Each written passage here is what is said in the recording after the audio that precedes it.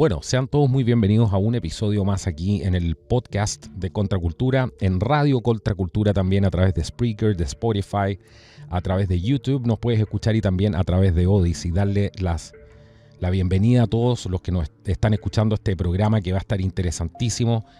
Les recomiendo que se queden hasta el final porque estoy seguro que no va a tener ningún tipo de desperdicio. Vamos a hacer un programa de análisis un poco de la situación global, de las situaciones de crisis que está viviendo el mundo, de dónde vienen un poco esas crisis. ¿Son por diseño, son algo completamente espontáneo, natural, orgánico, o simplemente se está tratando de cambiar el modelo? Es necesario entender todo este tipo de cosas en profundidad y, por supuesto, tomen esto como algo netamente referencial para que ustedes puedan sacar sus propias conclusiones. Pero ¿quién me acompaña hoy día? Me acompaña nuestro amigo Andrés Barrientos, que muchos de ustedes ya conocen en este canal y que siempre que ha venido la gente lo pide de nuevo. Y lo quise justamente invitar hoy día para que nos pusiera un poco al tanto de una serie de cambios que se están suscitando en el mundo hoy día. Andrés, bienvenido una vez más a Contracultura y cuéntanos un poco, cuéntale a la audiencia, a la gente que escucha esto por primera vez, a qué te dedicas, cuál es un poco tu currículum, tus últimos libros, tu canal en YouTube. Hay una serie de cosas que son nuevas, tu grupo en Telegram también. Muchas gracias, Carlos, por la presentación y también por invitarme nuevamente a este canal. Un saludo a todos los que nos escuchan y agradecer también el tiempo que se dan para poder reproducir estas importantes conversaciones que se dan en este canal. Bueno, algunos ya me conocerán dentro del programa y en algunas actividades. Yo tengo estudios en las ciencias duras, por así decirlo, desde la ingeniería civil, con especialidad en temas de gestión de gobierno y administración de la construcción, en la cual a medida que ha pasado el tiempo he ido desempeñándome en el rubro privado y también público. También en eso, dado que soy muy inquieto intelectualmente, he decidido dedicar una buena parte también de mi tiempo a temáticas públicas, a temáticas geopolíticas y también de análisis de los contextos globales económicos. Así que en eso, bueno, tendrán ahí algo de información que pueden revisar en mis redes sociales, como Andrés Barrientos C en Instagram, Andrés-BTOS en Twitter, y también recientemente en el canal que acabo de crear, que es un canal con información variada sobre análisis de estas temáticas, que se llama Perspectiva Austral. Así que yo creo que por ahí tenemos algunos análisis, he escrito algunos libros y hoy estoy trabajando junto a un abogado que es muy interesante en estas materias de insurrecciones y de cómo estos fenómenos marginales están deteriorando los sistemas democráticos en Occidente. Así que esperamos dentro de algunos meses más tener la publicación de este nuevo libro de análisis que va a ser esperamos, un aporte para el continente. Bueno, buenísimo, ahí lo tienen, Andrés Barrientos, lo invito a suscribirse a su canal. Vamos a dar vamos a dejar el link abajo en la descripción del video para que ustedes puedan acceder a eso también. Empecemos, amigo mío, ¿qué te parece?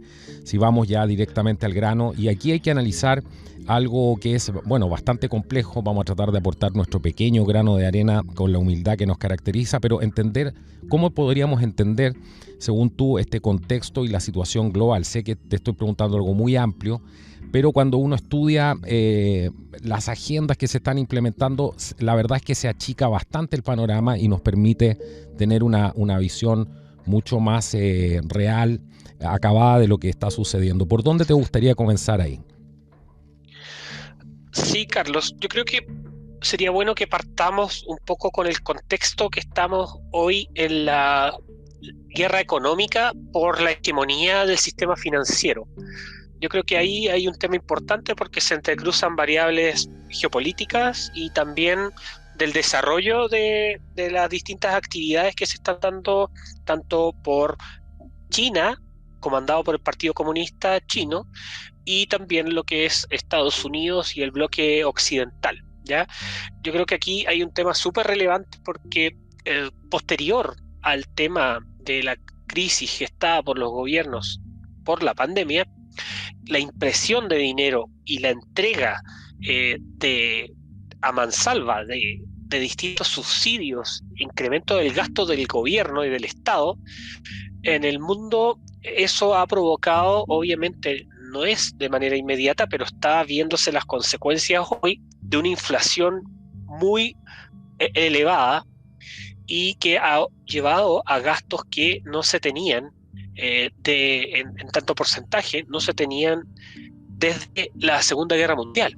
Entonces, este panorama lo que está llevando hoy es que haya un incremento de precios, coste de la vida y muchas otras temáticas que están en pugna hoy directamente por la culpa de las decisiones de los gobernantes frente a tanto los encierros, congelar la economía y posteriormente también todos los incrementos de impuestos y alzas que han visto mermada la calidad de vida de los ciudadanos en general. Entonces, ¿qué es lo que está pasando? Es que hace meses atrás, la Reserva Federal, comandada por Jerome Powell, había dado señales que probablemente la inflación estaba bajando o estaba subiendo y desacelerándose. Lo cual, obviamente, los mercados financieros tomaron esta señal, es decir, las personas tomaron esta señal como algo que probablemente este 2023 vamos a tener un panorama económico un poco más positivo de lo esperado. ¿Y qué es lo que está ocurriendo hoy? Es que la inflación está aumentando igual, en el sentido de que no se está completamente controlada, y el mismo presidente de la Reserva Federal está señalando que probablemente las tasas van a tener que aumentarse no 25 puntos sino 50 puntos de la tasa de interés. Entonces ahora vemos de un día para otro que la probabilidad de aumentar 50 puntos la tasa en la Reserva Federal es de un 79% versus el 20,6% hoy que tenemos en el FedWatch Tool. Entonces estamos viendo obviamente que la Reserva Federal está haciendo todos los esfuerzos para buscar disminuir la inflación, aumentando la tasa de interés, y esto va a tener consecuencias también. Uno, en el empleo, porque hoy lo que está pasando en Estados Unidos, la principal economía del mundo, es que hay muchísimo empleo, las tasas de desempleo están bajas y además el consumo está al alza, es positivo. Por lo tanto, para poder, entre comillas, congelar esto, obviamente van a seguir aumentando las tasas y eso tiene consecuencias también en el dólar a nivel global. ¿Qué pasa con China? China ha hecho un llamado, Xi Jinping ha hecho un llamado a que Occidente, en este caso Estados Unidos, termine con la retórica contraria a China y con esta retórica agresiva que según dice está Occidente, entonces obviamente está creando un bloque con Rusia para tratar de buscar por fortalecer el yuan. Y eso obviamente también con el BRICS, donde está India, Brasil, Rusia, China, que son países que son relevantes dentro de este proceso. Se está calentando también el fenómeno de la posible invasión a Taiwán, que es algo que ha estado ahí presente, y obviamente esto genera una situación de distorsión a nivel geopolítico, donde no está reinando los acuerdos o, entre comillas, el multilateralismo y la paz. Así que eso básicamente es como lo que nos estamos situados hoy, y desde Latinoamérica, nuestro continente, teñido de rojo, obviamente están mirando con muy buenos ojos las inversiones del Partido Comunista Chino en nuestro continente. Exactamente. Me gustaría volver un minuto atrás para explicar este fenómeno que mucha gente no sabe y no ha dimensionado lo que esto significa, que son la introducción de la moneda digital, ¿cierto? Estas famosas monedas que se llaman las CBDC, que son monedas digitales emitidas por Banco Central, ¿cierto? Y tienen esta sigla de CBDC. Tú hablaste en un principio que estábamos en medio de una transformación, ¿cierto? Y para eso estamos viendo una serie de movimientos que han sido justamente, son financiados por aquellos que quieren estos cambios radicales y que trabajan para los grupos económicos más fuertes. Y qué mejor ejemplo que esta CBDC, que tienen mucho que decir en esta transformación hacia la moneda digital, donde se está hablando cada día más. Expliquemos un poco ese fenómeno, porque eso nos permite entender mucho de lo que tú también acabas de explicar, y que es clave porque es un sistema es mucho más allá de una moneda, es un sistema de control de las transacciones, un sistema de control absolutamente total, donde el dinero en efectivo ya no va a tener ninguna validez, al menos eso es lo que ellos quieren, y quieren que todas las transacciones que usted hace estén monitorizadas por el Estado. Hablemos de eso. Sí, eso es muy importante, porque dentro de las pugnas que tenemos hoy por la estabilidad del sistema financiero global, lo que ha ocurrido es que las llamadas criptomonedas o criptoactivos, que principalmente Bitcoin es la que tiene la mayor capitalización de mercado y la mayor importancia y relevancia dentro del mundo digital, y suscita una amenaza para el sistema controlado por los bancos centrales a nivel global. Entonces, ¿qué es lo que ocurre? Es que los expertos de los principales bancos centrales, ya sea el Banco Central Europeo o la Reserva Federal en los Estados Unidos, están por la creación paulatina de las Central Bank Digital Currency, que son las CBDC, o que son las monedas digitales de bancos centrales, que ya, para que se vayan tomando en cuenta también, en Chile ya se está estudiando también. Hay un informe del Banco Central que perfila las implicancias de crear una moneda digital de Banco Central. ¿Qué es lo que ocurre con esto? Es que esto es simplemente, en palabras muy básicas, es pasar a un sistema monetario, o dar la alternativa a un sistema monetario que sea controlado por los gobiernos o los bancos centrales, más allá de la independencia que tienen en algunos países que son mayoritariamente más libres. Pero lo que ocurre aquí con las CBDC, que pueden permitir algunas transacciones más relevantes, por supuesto, es que van a permitir en gran medida el control del consumo, el control del dinero, de todas las transacciones, porque es anclar el sistema monetario tradicional con las transacciones electrónicas, y para llegar a esta función. No quiero entrar a los parámetros técnicos propiamente de la moneda del Banco Central, pero hay un tema muy distinto, por ejemplo, y es que, para que no las relacionen con el Bitcoin, ¿ya? O con otras criptoactivos que son, por ejemplo, Ethereum, o lo que es Cardano, que son otras criptoactivos que son muy relevantes. Y que la principal diferencia que se da entre estas monedas de bancos centrales que están controladas por los estados en sus distintas medidas, es que los otros tipos de criptoactivos suponen una amenaza porque no tienen control. Claro, no tienen este control. Dadas por la descentralización. Sí, te estoy escuchando ahí, pero entiendo perfectamente el punto al que vas.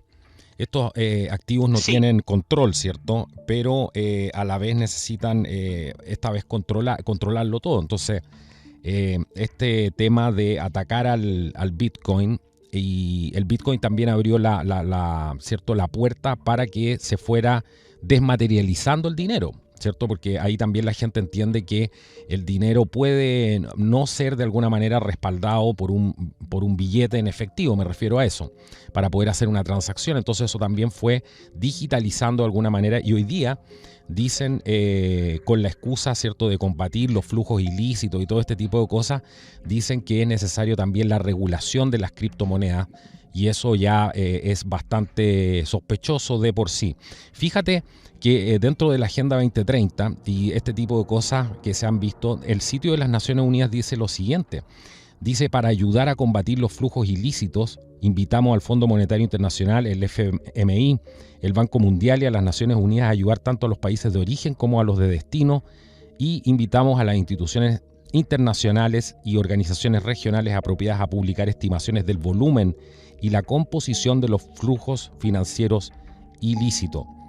Entonces, hablan ellos que van a fomentar el intercambio de la información entre las instituciones financieras para mitigar, según ellos, el impacto potencial que tiene la lucha contra el lavado de dinero y el estándar de financiamiento del terrorismo sobre la reducción del acceso a los servicios financieros. O sea, están empoderando al Fondo Monetario Internacional, al Banco Mundial, ¿cierto?, para acceder a la información financiera de todo el mundo con la excusa de los ilícitos, del terrorismo, de estos famosos flujos ilícitos que no tienen cómo controlar, y por eso les sirve todo este tipo de actividades ilícitas, finalmente les permiten a ellos tener mayor control. Así es. De hecho, antes de ya crear los criptoactivos o lo que se cree Bitcoin, ya los delitos informáticos han sido algo natural. Y obviamente no es el problema de la forma de pago, en este caso, de que el 1% del PIB sea del PIB mundial, esté dentro del tema del cibercrimen. El cibercrimen se hace aquí, en China, en cualquier parte del mundo, y los mecanismos de control de estas materias no tienen por qué pasar por el control de la misma moneda. Obviamente esa es una opinión personal, pero efectivamente la diferencia está en estos temas, porque los criptoactivos tienen dos mecanismos como principales en los cuales se manejan, que son el proof of work o el proof of stake, en lo cual es prueba de trabajo o prueba de participación criptográfica, y que la prueba de trabajo es la que se llama como la minería criptográfica, y el otro es que la prueba de participación se basa como en la participación de los actores dentro del sistema. En cambio, en las llamadas CBDC o las monedas de Banco Central, lo que va a primar obviamente es el control de toda la transacción, y además que esa moneda, entre comillas, digital, va a ser entregada y dada y creada por los bancos centrales, en lo cual en realidad no tiene en cierta medida ningún valor social. Entonces, ese es un tema que hay que tener bien en consideración, porque las monedas de bancos centrales están avanzando en el Banco Central Europeo, están avanzando la Reserva Federal en los Estados Unidos, el yuan digital también, y en Chile, para los que nos escuchan en nuestro país, efectivamente hay un informe emitido entre el año 2021 o 2022 que ya hacen un estudio del potencial de una CBDC chilena. Claro, todo esto es clave para poder entender hacia dónde nos dirigimos con este tipo de lideranzas. Quieren un control total, lo dijo Boris Johnson en su último discurso, que fue escalofriante, digno de una personalidad completamente psicópata, donde quieren controlar absolutamente todo, donde él mismo dice textualmente que ya no habrá ningún lugar para que tú te escondas. Pero él no le habla a los terroristas ni a la gente, a los malhechores, ¿cierto? Sino que simplemente le habla a los ciudadanos comunes y corrientes, que su simple privacidad podría ser algo que quieren mantener, ¿cierto? Pero eso Boris Johnson dice que es imposible en el mundo de mañana, que no va a haber ningún lugar donde te puedas esconder, y que el control va a ser total. Esto recuerda mucho, por supuesto, a la gente que es estudiosa de la Biblia, al sistema de la bestia, sin ningún lugar a dudas. Así que sí. No sé qué piensas de... Déjame agregar... Por favor, sí. Sí, déjame agregar un tema que es importante para después ahora situarnos un poco más arriba, y esto tenemos que entenderlo, que calza perfectamente con la matriz entregada por Klaus Schwab en su libro de Great Reset, el Gran Reseteo. ¿Y por qué? Porque efectivamente se habla de un cambio en la forma de vida, un cambio en la forma que nos relacionamos, en un cambio de nosotros mismos, de la humanidad, y además en el cambio de un sistema financiero, entre comillas, más inclusivo. Y eso, obviamente, con unas CBDC, que son monedas de bancos centrales, lo que se va a hacer es disminuir la libertad de transacción de las personas, va a haber un control mucho más específico y además es una guerra, a mi juicio, contra el fenómeno de Bitcoin y que lo van a dar los gobiernos precisamente. Por eso es tan importante para los banqueros centrales a nivel global avanzar en estas CBDC para obviamente dar un mayor control del poder del Estado. Claro, finalmente todo se va a traducir en mucho más impuestos, porque al poder controlar, ¿cierto?, que es justamente lo que quieren con este tema de la huella de carbono. No sé si has tenido la oportunidad de ver una cosa horrorosa que hace el Banco Santander en su aplicación que tiene, donde ellos, el dinero que entra a tu cuenta, ellos van teniendo un flujo, ¿cierto?, un control de todo lo que tú gastas ese dinero, y finalmente eso se traduce en una huella de carbono. Entonces te dicen, puedes mitigar esta huella de carbono pagando no sé tanto.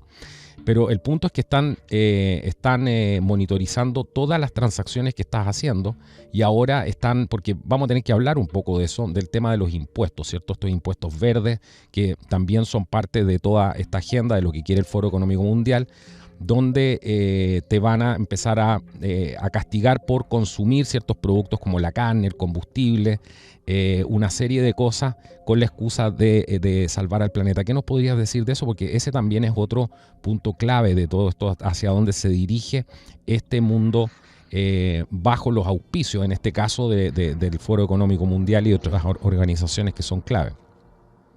Sí, mira, antes de entrar en esa materia me gustaría citarte a 3 personajes que son extremadamente relevantes respecto a esta materia de la CBDC. Por ejemplo, Lagarde, que es la jefa del Banco Central Europeo, dice: no me gusta ver un nuevo periodo de banca libre debido a las criptomonedas. Se requieren monedas digitales de bancos centrales para mantener el papel de los bancos centrales. ¿Qué nos dice Bolí, que es el director general del FMI, Fondo Monetario Internacional? Dice: las CBDC deben permitir que las agencias gubernamentales y los actores del sector privado permitan funciones de políticas específicas, por ejemplo, cupones de consumo.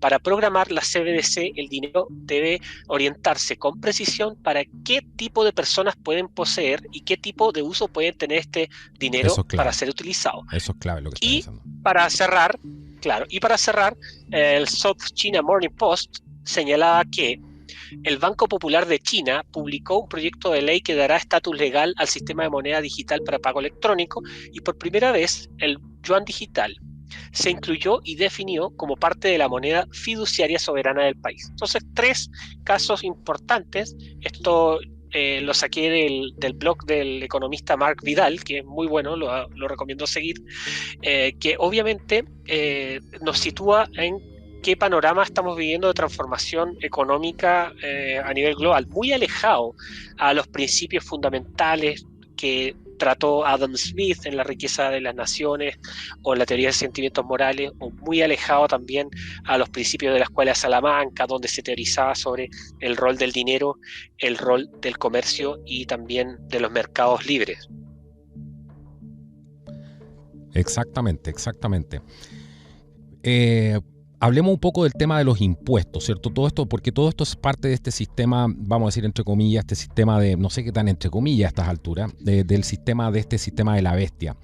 ¿Qué rol crees tú que tienen los impuestos en tratar de transformar, ¿cierto? En tratar de moldear este mundo del futuro que dice el Foro Económico Mundial. ¿Por qué van a usar cierto tipo de impuestos, crees tú? ¿Por qué en medio de una crisis económica, donde hay que decir además que esta producción de la inflación actual le sirve además para meter este nuevo sistema? Ahí tiene sentido, ¿cierto? Meter este nuevo sistema financiero, reemplazarlo por estas CBDC. Pero ¿por qué crees tú que se están aplicando ciertos tipos de impuestos castigando ciertas actividades humanas? ¿Qué es lo que buscan con eso? ¿Simplemente mejorar la calidad de vida de las personas, o hay algo detrás de esto? A ver, yo entiendo que hay una discusión teórica entre cómo se mejora la calidad de vida de las personas, de la gente. Y eso obviamente hay distintas visiones. Yo entiendo perfecto eso. Ahora, cuando uno toma una postura de que a través de un sistema de libertades, donde además los gobiernos tienen un rol un poco más reducido o mucho más reducido respecto a la actividad de los seres humanos, obviamente eso, a mi juicio, da alternativas de mayor bienestar, donde las personas tengan la libertad de poder comerciar, elegir, etcétera, sus actividades. Pero ¿qué es lo que está pasando hoy con la agenda hegemónica? La agenda hegemónica de los principales líderes globales está por darle las mayores atribuciones al gobierno y al poder del Estado. Entonces lo que está ocurriendo es que muchos de los líderes, con esa fatal arrogancia de querer controlarlo todo, están buscando que ellos van a ser los principales creadores de esta agenda. Lo dice el mismo Klaus Schwab: somos los líderes que estamos aquí acordando las nuevas transformaciones de la humanidad. Entonces, lo que obviamente van a buscar es que constreñir la economía local, rural, y también de las empresas que no pueden pagar, es parte del objetivo para poder satisfacer con prebendas de parte del Estado, con regulaciones, etcétera. Y por eso también hay que tener mucho ojo con estas reuniones del G7, reuniones del G20, etcétera, porque muchos de los que tienen el poder de mercado más elevado, en este caso grandes corporaciones transnacionales, lo que hacen es inmiscuirse en estas reuniones políticas para fijar reglas del juego, por ejemplo, en la Organización Mundial del Comercio, y fijar esas reglas del juego para los actores principales dentro del mercado global.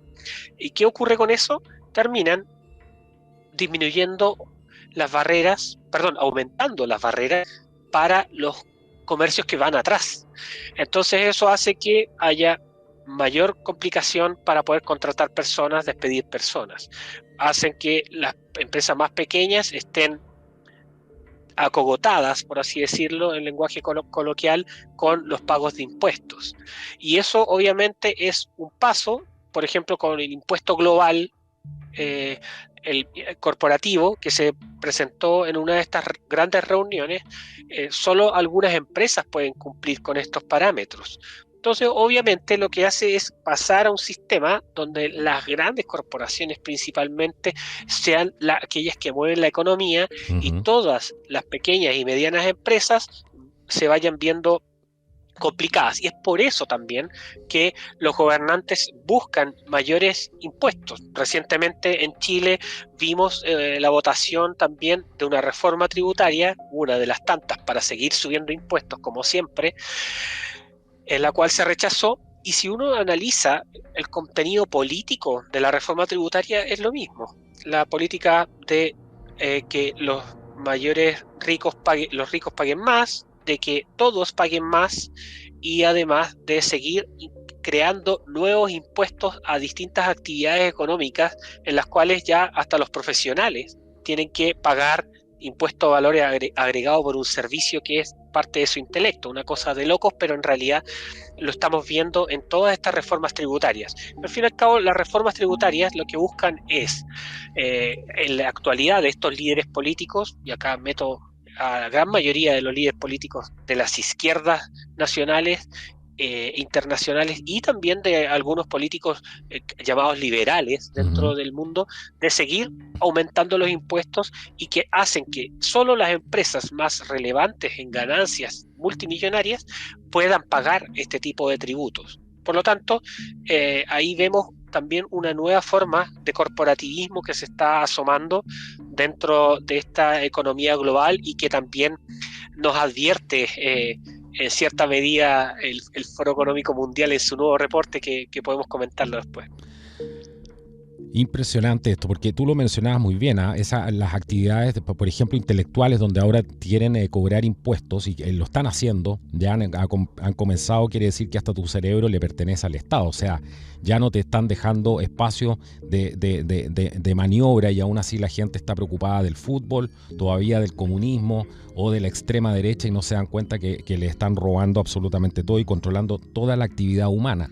Estos impuestos finalmente van dirigidos también, creo yo, a moldear, ¿cierto? A tratar de transformar las conductas, transformar la manera en que vivimos, la manera en que nos comportamos, la manera en que nos movemos dentro del mundo, a todo el transporte, a todo el movimiento que tiene la sociedad. Obviamente todo esto está siendo restringido, el tema de las dietas y todo eso. Así que son impuestos acorde a la Agenda 2030.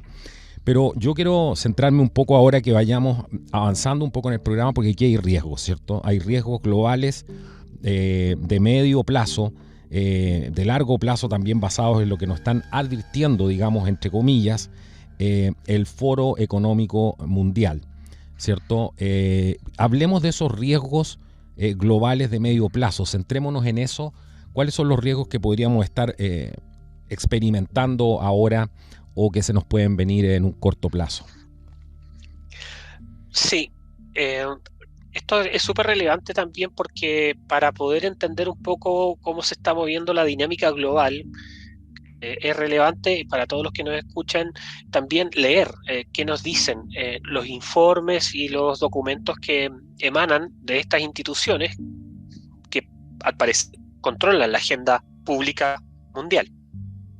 ¿Y qué nos está diciendo recientemente? Bueno, todos los años, aparte de organizar el famoso foro de Davos, el World Economic Forum, tiene también una publicación anual que se llama el reporte o el informe de los riesgos globales. Y en esto, en el nuevo capítulo, en la nueva edición, tiene dos cosas que son fundamentales. Primero es un análisis de los riesgos a corto plazo, es decir, de aquí al año 2025, y los de largo plazo, que es a 10 años, ¿ya? Que son las catástrofes que vienen en la proximidad. Tenemos que entender también que el relato de las élites globales que controlan el Foro Económico Mundial siempre es con una mirada catastrofista, y ese es como el disclaimer que hay que hacer dentro de estos informes, y entender también cómo se está moviendo esta discursividad. Entonces, vemos que dentro del informe hay 5 puntos esenciales para tener en consideración a corto plazo. Primero, que va a haber un costo, una crisis en el costo de la vida, que lo estamos viviendo actualmente. Es algo que no hay que ser adivino para ver que la capacidad monetaria está disminuyendo, los salarios no están incrementándose de manera muy fuerte, y los precios de los, ya sea commodities o, por ejemplo, de otras actividades, están incrementando. Cada día sentimos que el dinero tiene menor valor. Segundo, que es la economía, la ralentización de la economía, que tiene que ver también con todo esto post pandemia, que en la cual se cerró la economía, las cadenas de suministro han tenido una grave problemática, hay mayor desconfianza con China, por lo tanto también hay relocalización de empresas en tanto a poder desarrollar o continuar desarrollando sus negocios. Entonces, obviamente, incrementa los costos y hace que también la economía, veamos que este año 2023 y el 2024 el crecimiento no sea el más adecuado para la sociedad actual. Lo otro que nos dice el Foro Económico Mundial es que uno de los riesgos también es la guerra económica, y eso es lo que hablamos inicialmente en el programa, del tema de Estados Unidos, China y la relevancia de este fenómeno de la guerra, de la agresión rusa a Ucrania, que está llevando a que Rusia mire a China y empiecen también a elucubrar una nueva estrategia para agredir al dólar. Después tenemos el tema del fracaso o de la acción climática, que ellos mismos la ponen así, me imagino, para poder acelerar la agenda climática. Entonces, estamos viendo que hay un fracaso en acción climática, pero sin embargo todos los países están acelerando su acción climática. Entonces ahí uno ve esas contradicciones que pareciera que existen, pero en realidad el tono catastrofista es para acelerar la agenda. Problema, reacción, solución finalmente, ¿cierto? Curiosamente ellos nos vienen a advertir de esto, pero también Klaus Schwab dice al mismo tiempo, nosotros penetramos los gabinetes, ¿cierto? Y meten a su gente dentro de los gabinetes de los distintos países estamos hablando al más alto nivel, promueven justamente la agenda que ellos quieren y ahora vienen con, curiosamente, porque esto parece que fueran reales iluminados y ahí uno podría pensar realmente que vienen a salvar el mundo, pero curiosamente ellos promueven estos problemas, financian además todo este tipo de catástrofes y después le echan la culpa al ciudadano común y corriente y vienen ellos con la solución mágica y fantástica, y si tú no te pliegas a esa solución, bueno, tú estás en contra del planeta y poco menos que vas a ser responsable de la extinción de la raza humana, que además promueven ellos mismos también. O sea, no sé qué opinas de eso, pero esto es realmente, para mí es realmente un absurdo, este tipo de declaraciones, y a mucha gente ya le da risa leer esta cosa del Foro Económico Mundial, que hoy día se presta para cualquier cosa. Sí, claro. De hecho, también vemos a partir de lo mismo que otra de las variantes que el Foro Económico Mundial nos dice es que uno de los riesgos es la excesiva polarización. Entonces, claro, detente en ese punto. Eso es sumamente importante lo que estás diciendo, porque yo creo que la gente todavía no dimensiona a dónde va a llegar esto, si esto continúa de la misma manera. Sí, entonces lo que hay que entender es que ellos mismos dicen que hay excesiva polarización, por lo cual hay que buscar mecanismos de cohesión. Pero sin embargo, cuando analizas las propuestas de políticas que ellos proponen, por ejemplo, la digitalización total del ser humano, la transformación del ser humano, las políticas que ellos promueven son radicales. Entonces, ¿cómo es posible entender de que exista una reacción ante sus políticas radicales que no polarice? Entonces, esa es una pregunta que tenemos que hacernos. Lógica deductiva ellos mismos, claro, ellos mismos son los que polarizan al presentar propuestas radicales, mostrándolas como si fuesen ancladas a un progreso inherente al desarrollo humano, lo cual no es así. Entonces, esta mirada de entender un progreso como si pasase a lo largo del tiempo y tenemos que simplemente asumirlo y tomarlo, es obviamente un error. Entonces, lo que está pasando hoy es que efectivamente más personas están tomando en consideración estas medidas, están difundiendo, por ejemplo, como este canal, y además están reaccionando, ya sea ingresando al sistema político de una u otra manera, investigando, denunciando estas actividades y también mostrando de que existen otras alternativas para poder desarrollarse. Yo creo que eso es clave también para que todos hagamos un análisis crítico también de estas medidas que empiezan a aparecer como esbozos de bienestar que en realidad parecía no ser tan así.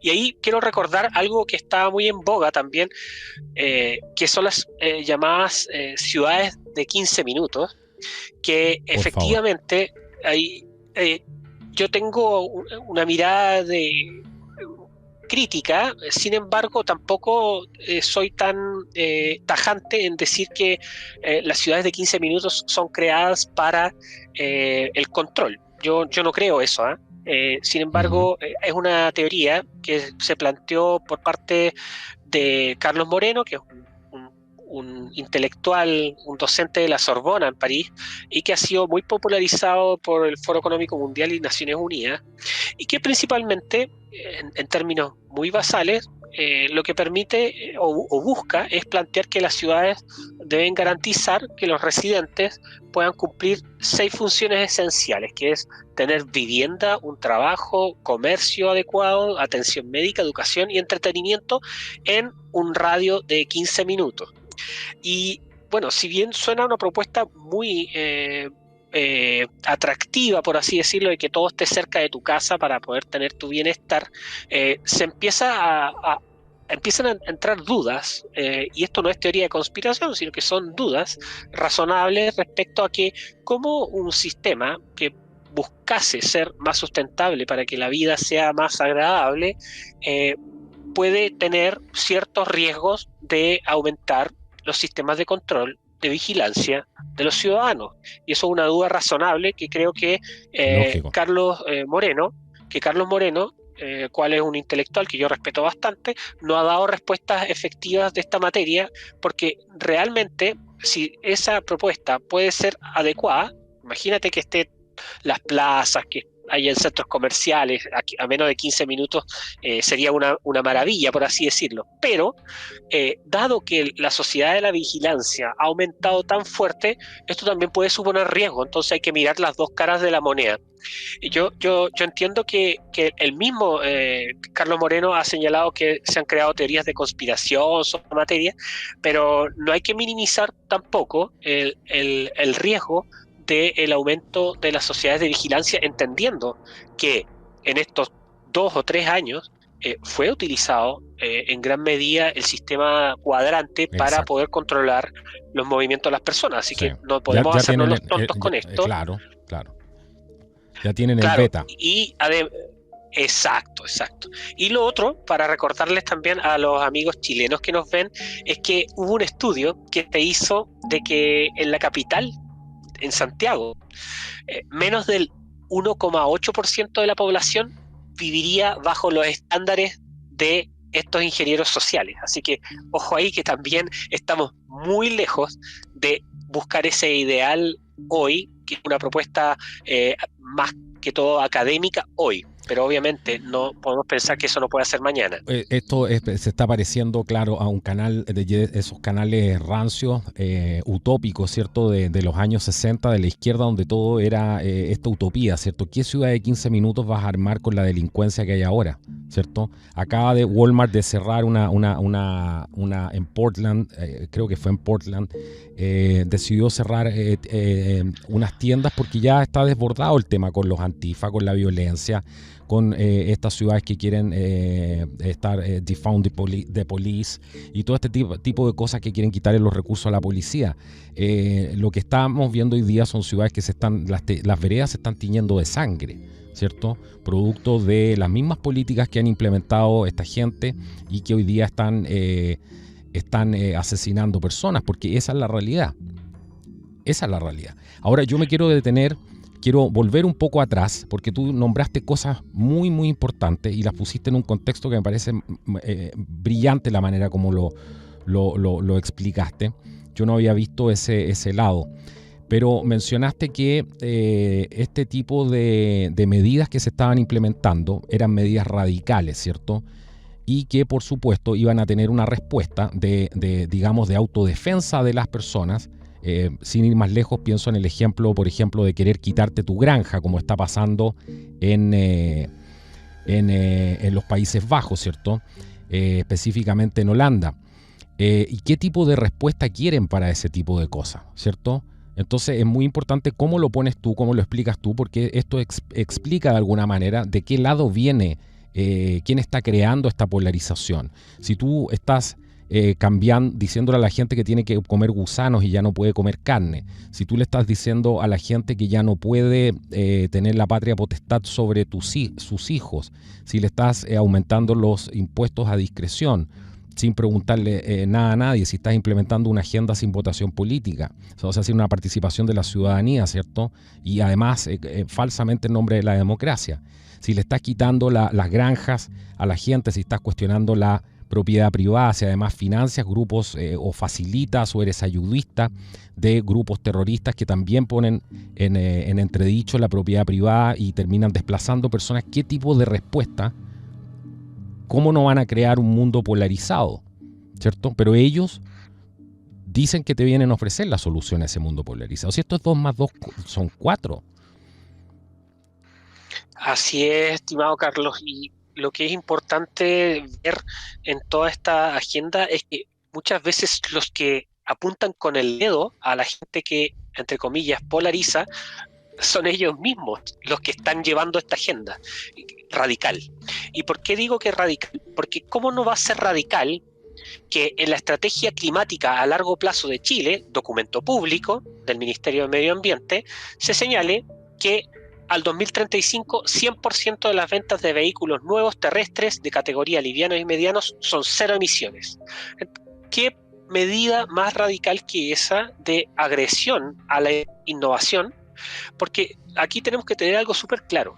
Si es que las personas, si los empresarios, si los creadores de riqueza ven que efectivamente es mucho más efectivo valga la redundancia, Ujú. si es más efectivo, si es más eficiente, si es más barato y económico, además. La utilización de autos eléctricos, que pueden ser muy cómodos y que pueden contribuir en cierta medida al medio ambiente, eh, la misma destrucción creativa es aquella que debiese ser la encargada de que el combustible, los automóviles a diésel, pasen a la historia, pero no una normativa radical que venga a decir, no, 15% de combustibles cero emisiones al 2030, al 2035 100%, alcanzar al 2050 al menos 60% participación de vehículos cero emisiones en el parque particular Ujú. y comercial de automóviles. Eso es una medida radical. Y además, lo que no consideran los ingenieros sociales en estas materias es que tienen una tremenda arrogancia, porque nosotros, con lo cambiante que está el mundo, no podemos prever lo que va a pasar en 20, 30 años. Y eso probablemente tengamos una solución mucho mejor para transportarnos en 10 años más, Lógico. y no con normativas que vienen a destruir un sector de la economía. Y aquí no hay que ponerse en el lado de que tú eres pro petróleo o antipetróleo o pro energía eléctrica o pro molinos de viento. El tema está en que cuál es el rol de los líderes políticos en tanto estas materias. Y que yo sepa, este informe de estrategia climática de largo plazo no fue consultada a nadie. Ujú. Bueno, eso es clave lo que estás diciendo, y además que hay una serie de estudios que están saliendo que muestran que esta famosa energía renovable es mucho, pero mucho más contaminante de lo que la gente piensa, incluso es mucho más dañina. El daño que, bueno, vamos a hablar de todo eso en un programa especial con Douglas Pollock, que se ha especializado en este tema, porque mucha gente, si escucha esto por primera vez, va a decir, pero ¿qué está hablando? Vamos a fundamentar eso como siempre lo hacemos aquí en el canal, pero no es la panacea que se está vendiendo todo este tipo de soluciones. Al final se trata de eso, y muchas de las soluciones que venden como ciencia de ciencia no tienen absolutamente nada. Porque como dices tú, hay una desesperación por controlar el futuro, una desesperación por controlar la evolución humana, la manera en que la especie va a evolucionar. Digamos que es una evolución dirigida lo que están haciendo, tratando de haciendo alteraciones al ADN, utilizando tecnologías como el CRISPR, el transhumanismo, todo ese tipo de cosas que les recomiendo ver el programa con Miklos Lukács que tenemos aquí, Lukács, para que puedan ver de qué se trata todo esto, porque es parte de lo que está viviendo el mundo hoy en día, de las transformaciones que está viviendo. Vamos a un pequeño corte y ya volvemos. Quédense atentos. Nuestro trabajo se financia de manera independiente gracias al aporte de nuestros suscriptores y de la gente que valoriza nuestro trabajo. Es muy probable que si nos has apoyado económicamente, si has compartido el video, le has dado like, tú seas parte de cada segundo de lo que acabas de escuchar. Pero lo más importante para nosotros es poder tener un apoyo mensual consistente, y por eso hemos creado un sistema de membresías al que puedes acceder para apoyarnos desde solo $5 mensuales o 3.500 pesos chilenos, para que podamos seguir haciendo contenido como este y seguir manteniéndonos independientes. En la descripción del video vas a poder encontrar todos los enlaces para poder apoyarnos y también para poder entrar en nuestro sistema de suscripciones en www.contraculturatv.com. Muchísimas gracias y gracias por tu apoyo. Bueno, estamos aquí de vuelta hablando hoy día con Andrés Barrientos, que les recomiendo un programa. ¿Te acuerdas cómo se llamaba ese programa, Andrés? Que es muy bueno para poner en contexto. Sería un muy buen programa que la gente escuchara antes de este programa, ¿cierto? Ese programa que hicimos juntos, que creo que se llamaba Un Mundo Sin Alma.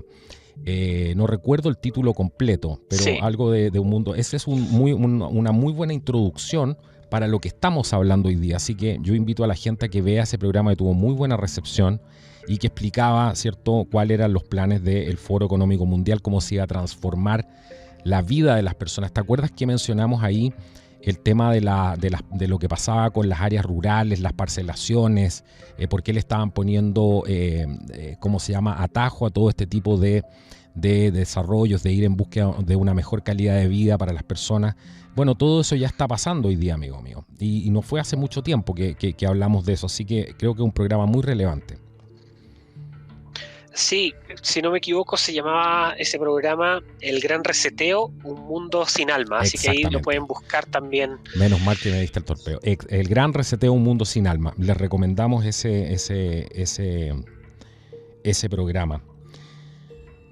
¿Qué te parece si nos vamos ahora a ver? Bueno, eso es un poco lo de corto plazo, ¿cierto? Lo que dijimos, pero también están estos riesgos, porque vimos recién los riesgos globales de medio plazo según estas advertencias, por supuesto, entre comillas, del Foro Económico Mundial. Pero veamos cuáles podrían ser los riesgos globales de largo plazo, ¿cierto? Algo que se denomina policrisis. ¿Qué sería esta policrisis que tú me dijiste que tocáramos hoy día aquí en el programa? Sí, vamos a ir entrando en esa materia. Vamos a proceder ahora a enumerar algunos de los elementos de largo plazo que nos advierte el Foro Económico Mundial, y que en términos de cambio climático está la falta de mitigación y el fracaso de la adaptación. Entonces se están poniendo acá el parche antes de la herida por los compromisos climáticos que probablemente no se van a cumplir al 2030, que eso puede ser una buena noticia. Uh-huh. Lo otro que se señala es que fuertes desastres naturales y fenómenos meteorológicos extremos, obviamente es algo que eso ocurre siempre, pero lo sitúan como algo de extrema gravedad. Pérdida de biodiversidad, colapso de ecosistemas, la migración involuntaria a gran escala, wow. involuntaria, entre comillas. Así lo ponen ellos, involuntaria. Sí, exacto. Dios mío. Sí, y crisis de los recursos naturales, que claramente también se está viviendo hoy, la erosión de la cohesión social y la polarización, que lo habíamos hablado, la polarización, y también la ciberdelincuencia generalizada y los problemas de la ciberseguridad, la confrontación geoeconómica y los incidentes a gran escala en daños medioambientales. Esos son los puntos que nos están tocando. Uh-huh. Y instalan, ahí como tú anticipabas, instalan el concepto de los nuevos futuros, el escenario de policrisis. Entonces, lo que vamos a vivir dentro de esta década, por así decirlo, es un concepto de que, dado que tenemos tantos escenarios de riesgos, es correcto llamarle que vamos a vivir una policrisis. El informe no especifica muy profundamente lo que es una policrisis, pero en general lo que muestra básicamente es que, dado que tenemos tantos riesgos y que son relevantes, vamos a tener un escenario de policrisis y tenemos que aprender, en este caso nos dice el informe, aprender a vivir en esta variabilidad de que ya no hay normalidad, por así decirlo. Claro, ahí está la nueva normalidad. Ahí está la nueva normalidad. Ahí le sirve el término de resiliencia que tanto promueven, ¿cierto? Ahí entraría, pero aceitado. Así es. ¿Qué decir? Impresionante. A mí me cabe una pregunta aquí, antes de que sigas desarrollando el tema, porque sabemos que... dos preguntas. Te voy a hacer la primera. Hablan del riesgo de una guerra civil, porque aquí las políticas que están adoptando, ya lo dijimos, ¿cierto? Nos están conduciendo prácticamente a una ruptura del tejido social, donde no hay Estado, donde el Estado no aplica la ley, ¿cierto? Donde no hay una constitución vigente ya a esta altura, porque está todo han dejado todo en cuestionamiento. ¿No hablan de ese tema, por ejemplo? Sí, mira, el informe, hay una parte también donde señalan que obviamente los países que tienen las democracias más sólidas no tienen un alto riesgo de tener problemas de guerras civiles. China, pero sin embargo hablan... me imagino claro, que ese es el modelo de democracia sólida.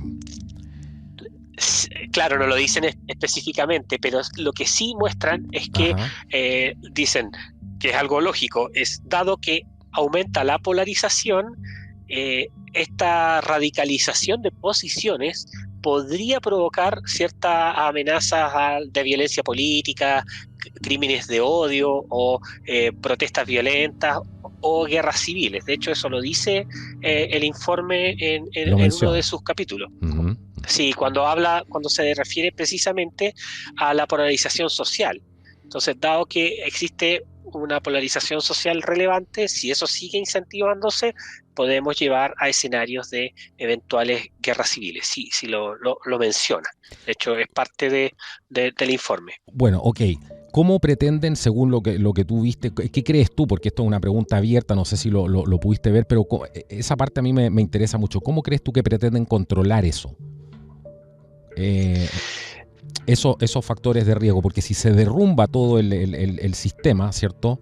Va a caer en una anarquía, va a ser la ley del más fuerte y ellos van a perder el poder, ¿cierto? Van a perder el poder. ¿Cómo crees tú que van a balancear esta demolición controlada? Porque finalmente es eso, esta demolición controlada donde ellos en ese escenario aún queden con el poder. Me refiero con ciertas estructuras funcionales del Estado que van a estar trabajando para su agenda, con ciertas empresas que no van a ser pymes y no van a ser pequeñas y medianas empresas y no van a sufrir todo esto y van a seguir trabajando para su agenda con una clase social pobre donde ya no exista clase media que van a estar esperando ahí el bono, van a estar esperando el sueldo universal, etcétera. ¿Te has preguntado eso? ¿Cómo crees tú que van a mantener qué piensan hacer ahí para mantener el control porque ahí estamos en la punta de una cuchilla, ¿cierto? Ellos en realidad y nosotros también. Sí, ahí me gustaría remitirme a la evidencia como para responder directamente a eso. Mejor. Yo lo que creo, según lo que veo dentro de los distintos informes, reportes y narrativas del foro, es que lo que buscan es la transformación digital radical de la sociedad. Entonces, dado que la transformación digital es tan relevante para todo, que hacer político, económico, social, las estrategias de digitalización son aquellas que van a permitir controlar estas medidas. ¿Y por qué quiero decir eso?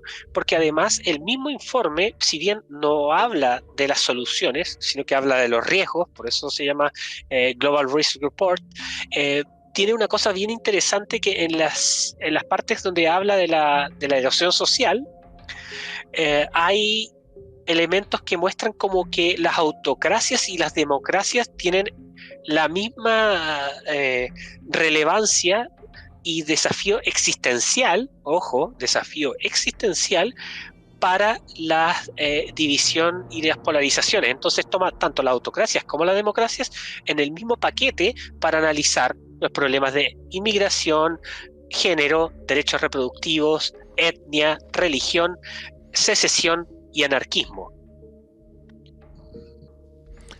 Súper interesante, súper interesante. Anarquismo también lo tienen considerado.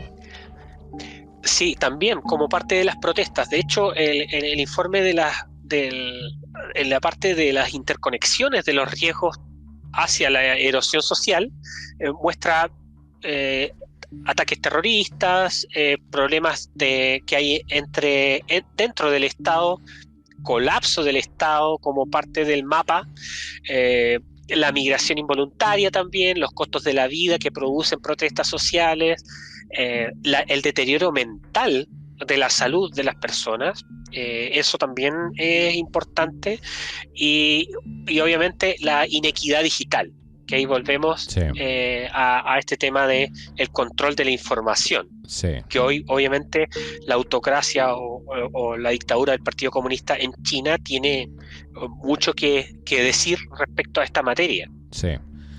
Bueno, de hecho, una de las cosas que más ha promovido la fundación, entre otras, la Fundación Gates, ¿cierto? Es por eso que usted, por ejemplo, que no tiene que ver directamente con esto, pero ellos hablan de la inclusión digital como una manera, ¿cierto?, de conectar todo el mundo a un documento electrónico, cosa que hoy día no es real. Entonces ahí dicen que tienen que darle, porque ahí viene el engaño, pues, amigo mío, derechos prácticamente digitales para las personas, en nombre de la inclusión, de que no pueden dejar nadie atrás. Entonces ahora usted tiene que enrolarse con un número para que ese derecho sea efectivo para usted, ¿cierto? Para reclamar lo que a usted le pertenece.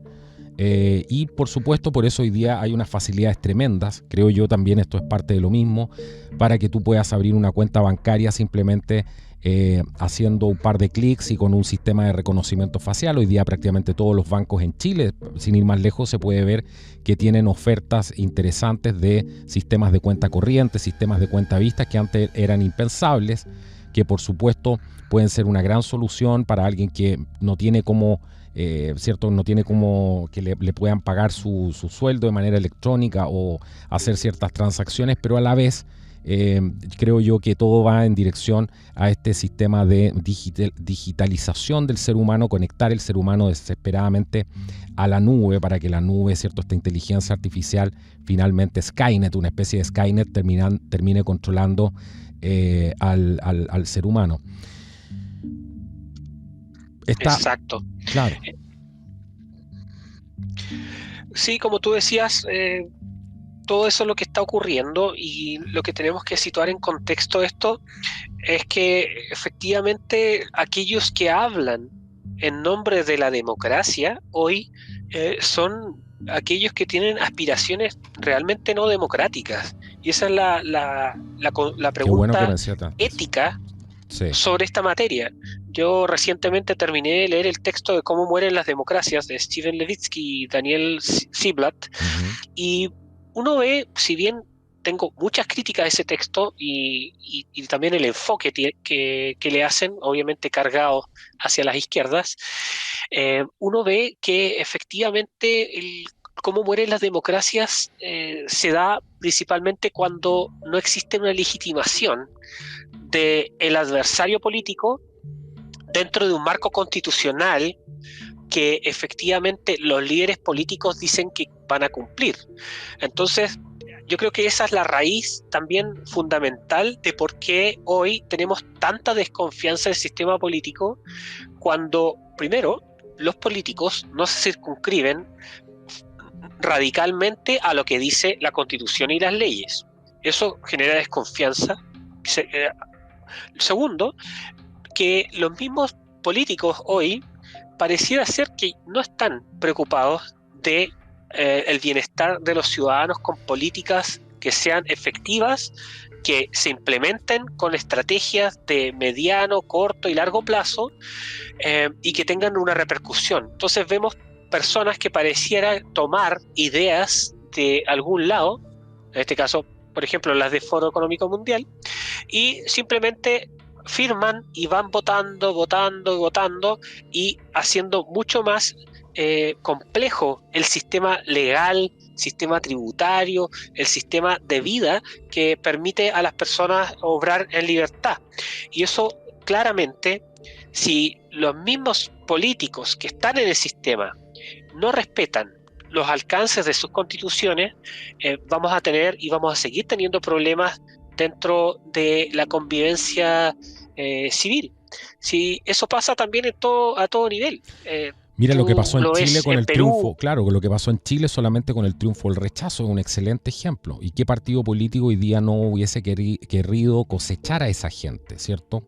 Pero sin embargo tienes partidos que no les interesa, que no les interesan las demandas de esas personas, porque un partido realmente que hace un trabajo político de verdad estaría preocupado de cosechar, imagínate cuántos millones de votos fueron, y haberse arrogado la representación de esas personas, la defensa de la democracia a toda costa, y tenían el respaldo de la Constitución para poder hacerlo. Y ahí es donde empieza la desconfianza, porque tú te preguntas ahí qué tipo de partido político no le interesa reclutar votantes, ¿cierto? Y cuando estamos hablando de una proporción gigantesca y donde estamos viendo que los problemas están latentes en la calle, la gente está demandando esas soluciones, pero siguen trabajando para una minoría, y ahí entra la desconfianza, ¿cierto?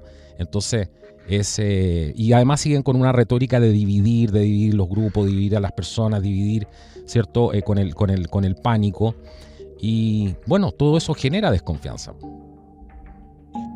Exacto, y ahí me gustaría volver también a ese tema respecto a la legitimidad, porque los críticos de los liderazgos que parecieran asomar con una solución a ciertas materias, con terminar con estas agendas radicales en estas materias tanto climáticas, de género, etcétera, son vistos como líderes que no creen en la democracia muchas veces, y en realidad el sistema está delegitimado antes, previamente. Son las mismas personas Claro. que promueven estas políticas radicales, que son las que permiten que aparezcan líderes que realmente digan, mire, ¿sabe qué? Estos caballeros que están promoviendo este tipo de políticas son unos tipos que realmente no creen en el bienestar de los ciudadanos, en la libertad, Claro. no creen, Y se están porque saltando creen la en el control de la Constitución. agenda. Se están saltando la Constitución y las mismas leyes. Exactamente. Entonces, ¿qué esperan?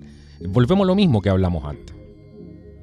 ¿Quién está Exacto. promoviendo esto? Entonces, eso es algo que hay que tener bien en consideración, porque muchas veces a liderazgos como puede ser Jair Bolsonaro lo trataron de antidemócrata. Sin embargo, promovió más la libertad que cualquier otro líder político en Latinoamérica, y así esta agenda global, con medios de comunicación incluidos, obviamente presionan para generar este tipo de narrativas. Entonces hoy vemos esta discusión vaga de crear un polo llamado extrema derecha, derecha radical, ultraderecha, en la cual muestran como que todas las fuerzas de reacción que se oponen a esta agenda radical son radicales que agreden el sistema democrático, lo cual no necesariamente eso es así.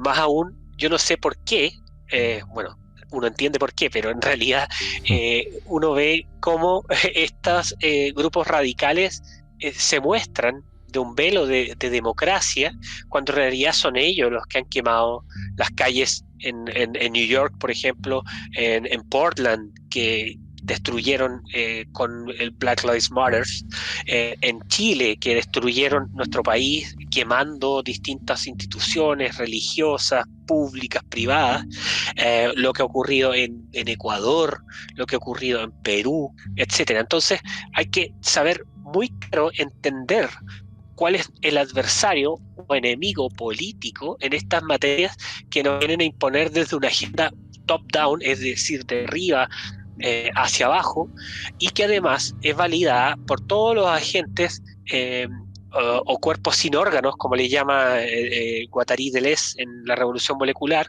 en estos colectivos que tratan de ir minando el sistema de convivencia social en todas estas radicalidades que se muestran como democráticas, cuando lo que menos tienen es de democrático. Claro que sí, hay que ver ahí en qué punto el Foro Económico Mundial, porque me imagino que también lo dice, ¿cierto? En qué momento se va a necesitar allá un gobierno autoritario, ¿cierto? Autoritario, porque ahí van a empezar con la cuestión del autoritario, que la democracia ya no es necesaria, porque eso te lo aseguro, que van a tener que, o sea, están pensando en llegar a ese punto, porque van a necesitar controlar, y para poder controlar el caos van a necesitar el uso de la fuerza, van a necesitar a los militares en la calle, ¿cierto? Van a necesitar todos los sistemas de mando, de control, todo ese tipo de cosas del Estado a disposición de poder controlar el caos. Así que ellos por eso también hablan de que hay que prepararse, ¿cierto?, para un mundo más descontento, no sé cómo le pone el señor Schwab, y hay que prepararse para un mundo donde hay mucho descontento. Exacto, un mundo más hostil, si no me equivoco, exacto, es el que habla. Exacto, sí. Hostil, sí. Sí, bueno, yo para ir cerrando, yo creo que hay que mirar con muchos ojos. Yo creo que eso obviamente es un panorama para un programa completo, es ver eso me gustaría lo pedirte, que está trabajando. Sí, sería bueno que hiciéramos un programa sobre eso, sobre esta caída, esta demolición controlada, cuáles pueden ser los escenarios que podría pasar, porque es algo que yo no he visto que se haya explotado, que se haya hablado de esto y se haya analizado en profundidad. Sería muy interesante poder tener esa premisa de hacerlo juntos. Sí, yo creo que aquí también para los quienes nos escuchan es importante ver las dinámicas que se están dando internamente en China, y también a través del soft power del Partido Comunista Chino, cómo está logrando penetrar en los distintos continentes, cómo sin siquiera tocar un atisbo dentro del sistema democrático de los países occidentales a través de la infraestructura, del mismo soft power, de los institutos Confucio, Claro. de sus dinámicas de sistema control. Ellos están penetrando en la sociedad, comprando la deuda de los Estados Unidos, etcétera. Están penetrando hacia mostrar que el sistema democrático liberal, como lo hemos conocido, sobre todo en el apogeo de los años 90, 2000, es inferior para ellos a su sistema. Y su sistema queda muy bien claro, creo que en el programa anterior lo habíamos comentado, los 100 años del Partido Comunista Chino, en el cual Xi Jinping hace énfasis en que el socialismo con particularidades chinas es el motor del nuevo mundo. Así Claro. que ojo ahí, que eso yo creo que Bueno, es relevante. lo dijo Justin Trudeau, ¿cierto? Mi modelo es China, me encanta, admiro a Xi Jinping, ¿cierto? Lo dice el Foro Económico Mundial sin mencionarlo tan abiertamente. Todos sabemos que el modelo que quieren es China, sabemos lo que está pensando el gobierno de Chile en este momento. ¿Cuál es el modelo? El modelo es China, ideal, para que se mantengan, ¿cierto?, los políticos en sus cargos, muchos de ellos robando y de manera eterna, ¿cierto? Y sean estas elecciones, estas modificaciones constitucionales para que estén ahí per secula seculorum, porque después de tantos crímenes no van a poder caminar un día en la calle, y ellos lo saben. Así que la única manera es perpetuarse en el poder y quizás hacerse inmortales, como dice el propio Schwab, ¿cierto? Que quieren controlar hasta la muerte. Pero ese es tema para otro programa. Claro. Yo quiero agradecerte, no sé si quieres dar algunas palabras de cierre, nos queda un par de minutos, muy poco, pero sería bueno escuchar tus palabras de cierre aquí en el programa. Sí, muchas gracias, Carlos. Yo lo que diría principalmente es un resumen breve de lo que vimos el día de hoy. Importante estar al tanto de las dinámicas macroeconómicas globales y financieras, lo que está ocurriendo con la Reserva Federal, con la discusión del techo de la deuda en los Estados Unidos, que es terrible, y también con la pugna China-Estados Unidos, súper relevante. Segundo, ver también las dinámicas de los informes que están publicando constantemente el Foro Económico Mundial, en lo cual muestran distintas ideas y narrativas que se van instalando también en el sistema político local. Y ahí, a todos los que nos están escuchando, en América Latina principalmente, ver cómo se relaciona los discursos políticos de sus políticos locales con esta narrativa global, porque eso es súper importante. A veces no nos damos cuenta, pero lo que nos dice un político de derechas o de izquierdas en nuestros países está tomado de esta agenda y no es más que ninguna idea innovadora de estas materias, y muchas veces la agenda va pasando de país en país, para que lo vayan viendo desde esa mirada crítica. Y lo último, un spoiler, y el tema también de publicidad, autopublicidad, que es, les pido que puedan ingresar a mi canal Perspectiva Austral, que es nuevo, estamos partiendo, un canal tiene una complicación súper importante de poder mantenerlo, trabajarlo, pero ahora estoy en la fase de buscar seguidores en esta materia, así que mis disculpas, Carlos, por tomarme esa atribución, pero invitarlos también a ingresar a mi canal. De hecho, era lo que te iba a decir, lo que le iba a recomendar a la gente era justamente eso, pero lo había dejado para el último minuto, para el llamado a la acción, ¿cierto? Para el CTA. Así que los invito a todos a suscribirse al nuevo canal de Andrés Barrientos, que se llama Perspectiva Austral. Lo pueden encontrar en YouTube, pero vamos a hacer las cosas más fáciles, Andrés. Y vamos a dejar en la descripción del video, ¿cierto? Vamos a dejar el enlace para este canal, así que pinchen la descripción y van a encontrar ahí el enlace para que se hagan clic ahí, se puedan suscribir al canal y por supuesto activen la campanita con todas las notificaciones. ¿Tus libros dónde los pueden encontrar, Andrés? Y además estás trabajando en otro libro. Cuéntanos un poco de eso, porque es muy interesante tu trabajo. Sí, gracias, Carlos, también por las menciones y todo. Mira, tengo yo actualmente 3 libros publicados, uno en coautoría, uno personal, y ahora estoy trabajando uno próximo. Y los libros En digital está el Lo Vimos Venir, en el cual hago un análisis de la insurrección chilena en clave latinoamericana. Está en Amazon, ese lo pueden comprar en digital en cualquier parte del mundo. Y en físico pueden encontrarlos por ejemplo, el de Nueva Derecha está en www.nuevaderecha.cl, o también en las principales librerías de Chile, que es Antártica y Feria Chilena del Libro. Y el otro libro, que es Zonas de Libre Comercio, Desafíos para un Chiloé Moderno, ese también lo pueden encontrar en Busca Libre o en Mercado Libre también. Perfecto, ahí lo tienen. Vamos a dejar los enlaces también para los que quieran adquirir los libros de Andrés Barrientos. Andrés, muchísimas gracias por estar aquí y muchísimas gracias a todos los que siguen el canal y a todos los que nos apoyan y hacen posible esta labor. Este es un canal que se financia con el apoyo de todos ustedes y agradezco muchísimo a toda la gente que se ha ido sumando a Patreon, a Flow, a Buy Me a Coffee, a Revenue, que también es una alternativa que tenemos, a la gente que nos apoya mensualmente.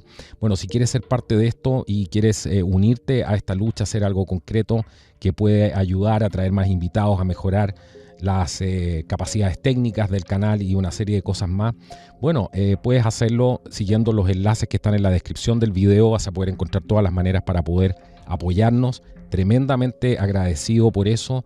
Le doy las gracias a toda la gente que se viene integrando también al canal. Y pasar un aviso. Me preguntó una persona, no recuerdo el nombre, antes de irme, me preguntó por dónde iban a ser las charlas de Miklos Lukács en Chile. Así que les recomiendo entrar a sus redes sociales, pues yo no estoy al tanto de toda esa información, solamente la sabe él, sabe los detalles. Así que pueden encontrar esa información en sus redes sociales. Busquen sus redes sociales en el último video que hicimos con él. En la descripción del video, tal como les dijimos en el video, están las redes sociales de él. Pinchan ahí y van a ver todas las jornadas que va a tener en Chile. Acaba de lanzar un video, creo que está en el canal de Telegram aquí de Contracultura. Busquen Contracultura TV en Telegram y van a poder encontrar ahí también un video que está publicado por él, y él ya anunció su llegada a Chile. Así que eso es para los que me preguntaban sobre eso. Nos vemos en un próximo programa. Que Dios los bendiga y que sea hasta la próxima. Chao, chao.